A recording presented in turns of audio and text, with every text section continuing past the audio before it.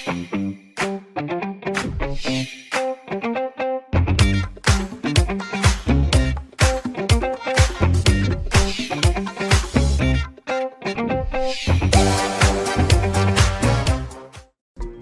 friend, did you know that authors sometimes take sides? Apparently they do.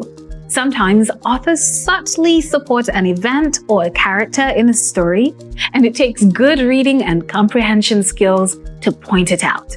In this lesson, you will learn how an author's tone reveals his stance or attitude towards a topic.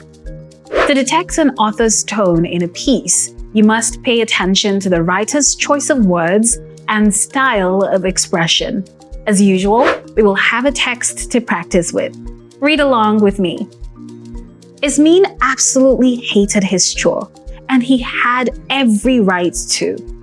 Every night at exactly 10 p.m., he was to take out the day's trash, properly packed in a bag. This was not the worst part. His chore required acting too. Poor Ismin was expected to pretend like he was on his way somewhere and then drop the nice bag of trash by the junction. On some days, after dropping the bag, he would walk ahead for a few meters before eventually turning back and heading home. He mostly did this to ease his conscience and look normal in case someone somewhere was watching.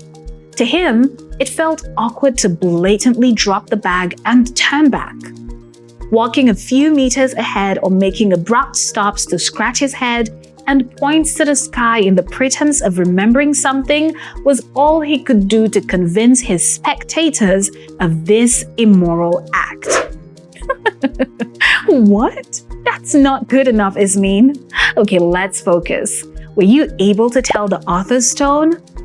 Is the author in support of Ismin's stealthy task? Is the author against it? How can you tell? Let's take another look at the text. When asked to analyze the tone or stance of an author, always select evidence from the text to support your answer. That way, your examiner is convinced that you read the text. And the quality of your answer will also reveal your level of comprehension. So from the text, what words or expressions can you find that communicate the writer's pleasure, displeasure, or indifference? Well, in the first line of the text, we are told that Ismin hated his chore and had every right to. That's a sign. That's the author seemingly saying, I know you don't like this task, and I am in total support too.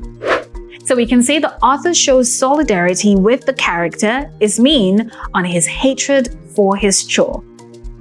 Another indicator is the sentence, this was not the worst part. At this point, we can infer that the chore is a nasty one. The author also goes on to provide details of what was expected of Ismin and refers to him as poor. This shows the author feels sorry for him. Another part of the text to note is how awkward the task makes Ismin feel. The writer gives us a peek into Ismin's mind by introducing the sentence with the phrase, to him. This means to his family members who put him up to the task, it probably wasn't a big deal to dump the trash at the junction. Again, the author subtly shows solidarity with Ismin by proving to the readers that this perpetrator of an immoral act has a conscience. Lastly, the author's reference to illegal refuse dumping as an immoral act reveals his stance on the issue. An immoral act is bad, unethical, or evil, like a crime. Phew! It's always fun to detect an author's tone and to understand their own viewpoint on a subject matter.